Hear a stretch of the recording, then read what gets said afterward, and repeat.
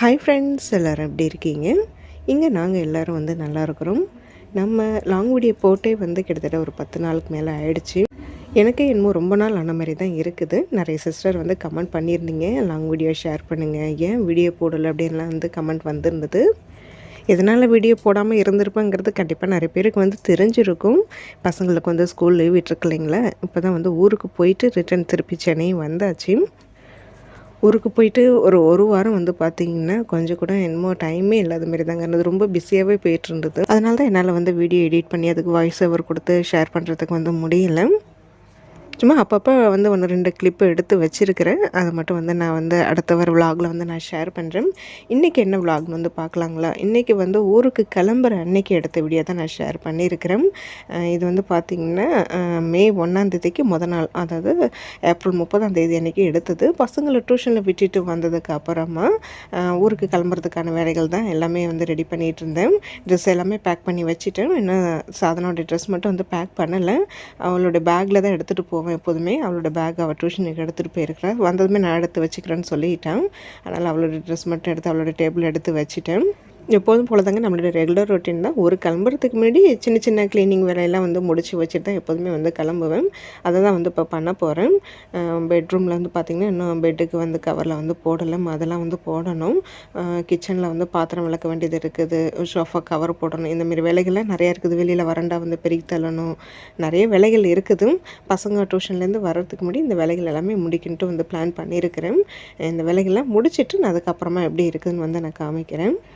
School leave விட்டதுலேருந்து என்னன்னு தெரியலங்க, எனக்கு ரொம்ப சோம்பேறித்தனம் தாங்க இருக்குது. வேலை செய்கிறதுக்கு கொஞ்சம் கூட இன்ட்ரெஸ்ட் இல்லை.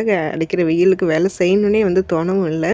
லீவ் விட்டதுலேருந்து வீட்டு வேலைகள் வந்து பழைய மாதிரி எதுவும் வந்து செய்கிறது இல்லைங்க. நானே கொஞ்சம் ரெஸ்ட்டு தான் எடுக்கிறேன். வீடு வந்து பார்க்குறதுக்கு கொஞ்சமாவது நீட்டாக அழகாக இருக்கணுமேங்கிறதுக்காக இந்த சின்ன சின்ன வேலைகள் மட்டும் தான் இப்போதைக்கு பண்ணிகிட்ருக்கிறேன். எந்த ஒரு டீப் க்ளீனிங்குமே வந்து இந்த வாட்டி வந்து நான் ரொம்ப செய்யவும் இல்லை. இந்த மந்த்து ஃபுல்லாகவே கொஞ்சம் நான் ரெஸ்ட் எடுக்கலாம் தான் வந்து பிளான் பண்ணியிருக்கிறேன். எப்போதும் வேலைன்னு செஞ்சுக்கிட்டே தான் இருக்கிறோம். பசங்களுக்கு ஸ்கூல் லீவ் டைமில் நாமளும் கொஞ்சம் ரெஸ்ட் எடுத்துக்கலாமேன்ட்டு தான் வந்து பிளான் பண்ணியிருக்கிறேன். ஸ்கூல் ஓப்பன் ஆகிடுச்சுன்னா அப்புறம் நம்மளுக்கு வந்து ரெஸ்ட் எடுக்காதுங்க. எப்போதும் போல் நம்மளோட ரொட்டீன் போயிட்டு தான் இருக்கும். அந்த டைமில் நம்ம வந்து எல்லா வேலைகளும் வந்து எப்போதும் போல் செஞ்சுக்கலாமேன்ட்டு வந்து இருக்கிறேன். மெயினாக இந்த கிச்சனை க்ளீன் பண்ணிவிட்டு பாத்திரம்லாம் விளக்கிட்டு அதுக்கப்புறமா வந்து வீடு மட்டும் வந்து நல்லா பெருக்கி தள்ளிட்டு போய் குளிச்சுட்டு வந்தேன். அதுக்குள்ளே வந்து பார்த்திங்கன்னா சாதனா அப்பா வந்து வந்துட்டாங்க. இன்றைக்கி டியூஷனுக்கு பிக்கப் பண்ணுறதுக்கு நான் போகல, அவங்களே வந்து பிக்கப் பண்ணிவிட்டு வர சொல்லிவிட்டு அவங்க தான் கிளம்பிட்டாங்க. கரண்ட்டு வந்து போயிட்டு வந்துகிட்டே இருந்ததுனால மெயினாக முக்கியமான அந்த க்ளீனிங் வேலையை மட்டும் ஃபஸ்ட்டு வந்து பண்ணியிருந்தேன். அதுக்கப்புறம் குளிச்சுட்டு வந்ததுக்கப்புறம் தான் மற்ற சின்ன சின்ன வேலைகள் வந்து பண்ணிகிட்டு இருந்தேன். மெயினாக பார்த்திங்கன்னா கிச்சன் ஃபுல்லாக வந்து பாத்திரம்லாம் விளக்கிட்டு கவுண்டர் டாப் எல்லாமே நல்லா தேய்ச்சி கழுவி விட்டேன். அதுக்கப்புறமா பாத்ரூம் 2 பாத்ரூம் வந்து ஊருக்கு போகிறதுனால சரி தேய்ச்சி கழுவி விட்டுட்டு போயிடலாமேன்ட்டு அந்த வேலையை வந்து பண்ணியிருந்தேன். அதெல்லாம் முடிச்சுட்டு குளிச்சுட்டு வந்தேன். அதுக்குள்ளே அவங்களும் வந்துட்டாங்க. பசங்களை கூட்டிகிட்டு வரத்துக்குள்ளே ஷோஃபா கவர் போட்டுட்டேன். பெட்டுக்கும் கவர் போடணும். வெளியில் வந்து வரண்டா சும்மா பெருக்கி மட்டும் தான் வந்து தள்ளணும், அவ்வளோதான்.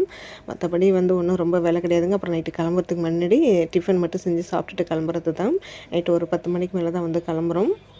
கடைசியாக பொங்கலுக்கு வந்து ஊருக்கு போயிருந்தோம். அதுக்கப்புறம் இப்போ தான் வந்து ஊருக்கு வந்து போகிறோம். சாதனா அப்பாவுக்கு தொடர்ந்து 3 நாள் லீவ் எப்போ கிடைக்குது அப்போல்லாம் டக்குன்னு வந்து ஊருக்கு கிளம்பிடுறது. பசங்களுக்கு ஸ்கூல் லீவ் விட்டதுலேருந்து அம்மாவும் சரி மாமியார் வீட்லேயும் சரி எப்போ வரீங்கன்னு ஃபோன் பண்ணி கேட்டுகிட்டே தான் இருக்கிறாங்க. பசங்களுக்கும் வந்து கொஞ்சம் டியூஷன் இருந்தது. ஹிந்தி கிளாஸ் வந்து போயிட்டுருக்காங்க இல்லைங்களா, அதனால தான் வந்து போகிறதுக்கு முடியாமல் இருந்தது. இப்போ ஒரு வாரத்துக்கு மட்டும் வந்து லீவ் கேட்டிருக்கோம். அது மட்டும் இல்லாமல் இவங்களுக்கும் லீவு வந்து இந்த மே 1 அப்புறம் சாட்டர்டே சண்டே இந்த 3 நாள் கணக்கு பண்ணி தான் வந்து சரி ஒரு அடியாக ஒன்றா கிளம்பிடலாமேன்ட்டு தான் பிளான் பண்ணியிருந்தோம். க்ளீன் பண்ணதுக்கு முன்னாடி எப்படி இருந்தது, இப்போ க்ளீன் பண்ணதுக்கப்புறமா எப்படி இருக்குதுங்கிறத வீடியோ எடுத்துகிட்டு இருந்தேன். பசங்க வந்ததுக்கப்புறமா டீ போட்ட பாத்திரம் மட்டும் வந்து சிங்கில் கிடக்குது. விளக்கு வச்ச பாத்திரத்தெல்லாம் வந்து எடுத்து வைக்கணும். நைட்டு டிஃபன் பண்ணணும், அவ்வளோதான். டிஃபன் பண்ணிவிட்டு சும்மா லைட்டாக கவுண்டர் டாப்பு கேஸ் ஸ்டவ் லைட்டாக தொடச்சி விட்டால் மட்டும் வந்து போதும். இப்போ நல்லா தேய்ச்சி கழுவி விட்டுட்டேன். மெயினாக வந்து பார்த்திங்கன்னா பாத்ரூம் 2 பாத்ரூம் வந்து கழுவி விட்டேன். அதுக்கப்புறம் வீடு மாப் போட்டு விட்டேன். ஏன்னா போயிட்டு வரதுக்கு ஒரு வாரம் இல்லை 10 நாள் கிட்ட ஆகிடும். அப்படிங்கிறனால தான் இந்த வேலைகள் எல்லாமே வந்து கையோட முடித்தேன். இதுவே வந்து ரொம்ப டயர்ட் ஆகிடுச்சிங்க. மிண்டமாரிலாம் வந்து என்னன்னு தெரியல, வேலை செய்கிறதுக்கு வந்து ரொம்ப அலுப்பாகவும் தான் இருக்குது, சோம்பேறித்தனமாக இருக்குது. வேலை செஞ்சாலுமே இன்னும் ரொம்ப டயர்டாகிற மாரி தான் இருக்குது. இந்த வெயில்னால அப்படி தெரியுதா இல்லை நமக்கு உடம்பு வீக் ஆகுதாங்கிறது எனக்கு ஒரு டவுட் இருந்துக்கிட்டே இருக்கும். ஊருக்கு கிளம்புறதுனால அப்புறம் துணி கொஞ்சம் மிஷினில் இருந்ததுங்க. சரி அதையும் துவச்சி காய வச்சிடலாமேன்ட்டு அந்த வேலையும் காலையிலே வந்து பண்ணியிருந்தேன். அதை வந்து மேலே மடிக்கிறதுக்கு வந்து மேலே நல்லா சரியான காற்று அடிச்சிட்டு இருந்தது. மடிக்கவே ரொம்ப கஷ்டமாக தான் இருந்தது. அது துணியெல்லாம் மடித்து வச்சுட்டு இங்கே அப்படியே தலையும் காய வச்சுட்டேன். நாளைக்கு மே 1 சித்ரா பௌர்ணமி வேறு. சித்ரா பௌர்ணமிக்கு பெரும்பாலும் நிறைய கோயிலில் ரொம்ப விசேஷமாக இருக்கும். மாமியார் ஊரில், அதாவது எங்கள் தெருவில் இருக்கிற கோயிலில் வந்து பால் குடம் எடுப்பாங்க மாரியம்மன் கோயிலில். அம்மா ஊரில் வந்து இது பெருமாள் கோயிலில் வந்து தேரோட்டங்க ரொம்ப விசேஷமாக இருக்கும். ரெண்டுமே வந்து பார்க்கணும் பிளான் பண்ணியிருக்கிறேன். நாளைக்கு ஊருக்கு போனதுக்கப்புறம் தான் வந்து தெரியும். இங்கே மேலே மாடியில் வந்தாலே கீழே இறங்குறதுக்கு மனசே வராதுங்க. ரொம்ப நல்லா காற்றடிச்சிட்ருக்கோம். அப்படியே சும்மா லைட்டாக வீடியோ எடுத்துகிட்டு இருந்தேன். ஆப்போசிட்டில் வந்து பார்த்திங்கன்னா 2 மாமரம் இருக்குங்க. ஒன்று வந்து இந்த ஒட்டு மாங்காய் மாமரம், இன்னொன்று வந்து இந்த குண்டு மாம்பழம் இருக்கும் இல்லைங்களா, குண்டு மாங்காய் அந்த மாமரம். 2துலேயுமே நிறைய காய் காய்ச்சிருந்ததுங்க. கொத்து கொத்தாக நிறைய காய் காய்ச்சிருக்குது. ஆனால் அவங்க அறுக்கவே மாட்டேங்கிறாங்க. காயெல்லாம் கொஞ்சம் நல்லா பெருசாக தான் இருக்குது. ஏன் இன்னும் வந்து பிரிக்காமல் வச்சுருக்காங்கன்னு வந்து தெரியல. சும்மா அதை தான் வந்து லைட்டாக வீடியோ எடுத்துகிட்டு இருந்தேன். மேலே வந்துட்டாலே வந்து டைம் போகிறதே வந்து தெரியாதுங்க. ரொம்ப நல்லாயிருக்கும். நல்லா காத்தோட்டமாக நல்லா ஃப்ரீயாக இருக்கும். இந்த இயற்கை அழகிய பார்த்துக்கிட்டே வந்து இருக்கலாம் போல தாங்க வந்து தோணும். இப்போ இந்த சம்மர் ஸ்டார்ட் பண்ணிட்டாலே நான் ஈவினிங் டைமில் மேலே தான் வந்துடுறது. ஏன்னா கீழே சுத்தமாக இருக்கவே முடியலைங்க. அனல் தாங்கலை, காற்றும் உரைக்க மாட்டேங்குதுங்கிறனாலே மேலே வந்துடுவேன். சிம்பிளான சமையல்லாம் இருந்தால் இங்கே மேலே செஞ்சு சாப்பிட்டுட்டு கொஞ்ச நேரம் இங்கே இருந்துட்டு நைட்டு படுக்கிறதுக்கு தான் கீழே இறங்குறது. பக்கத்து வீட்டு மரத்துலேயும் வந்து நிறைய குண்டு மாங்காய் வந்து வச்சுருக்குங்க. இந்த மாங்காய்லாம் புளிக்கவே புளிக்காது, ரொம்ப நல்லாயிருக்கும். நம்ம வீட்டு தென்னை மரத்துலேயும் ஒரு 3 தென்னை மரத்தில் நிறைய வந்து பாலை வச்சுருக்குதுங்க. இப்போ பார்க்குற இந்த மரத்தில் இது செகண்ட் டைம் வந்து பாலை வச்சுருக்குது. ஃபஸ்ட் டைம் வச்சது வந்து ஒரு காய் கூட வந்து வரவே இல்லை, எல்லாம் வந்து கொட்டி போயிடுச்சு. இப்போ செகண்ட் டைம் வச்சுருக்கிறது அது நல்லா வரும்னு நினைக்கிறேன்.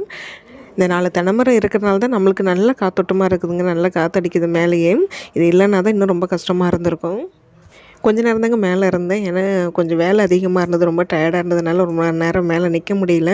தலை காய வச்சுட்டு இறங்கிட்டேன். அதுக்கப்புறம் கொஞ்சம் நேரம் நல்லா ரெஸ்ட் எடுத்துகிட்டு அப்புறம் நைட்டு டிஃபன் வேலையை ஸ்டார்ட் பண்ணியாச்சு. ஊருக்கு கிளம்புறதுனால காய்கறிகள்லாம் எதுவும் ரொம்ப வாங்கலை. மேக்ஸிமம் இப்போ ரொம்ப காய்கறிகள் எதுவும் வாங்குறது இல்லைங்க. அன்றைக்கி என்ன தேவையோ தான் வாங்கிட்டு இருக்கிறேன். இந்த ஃப்ரிட்ஜ் ரிப்பேர் ஆனதுலேருந்து ஊருக்கு கிளம்புறதுனால சுத்தமாக எதுவுமே வாங்கலை. இருக்கிறத வச்சு இந்த வெங்காயம் தக்காளி எல்லாம் 1 2 தான் இருந்தது. புதினா தழை சும்மா நாள் கடந்தது.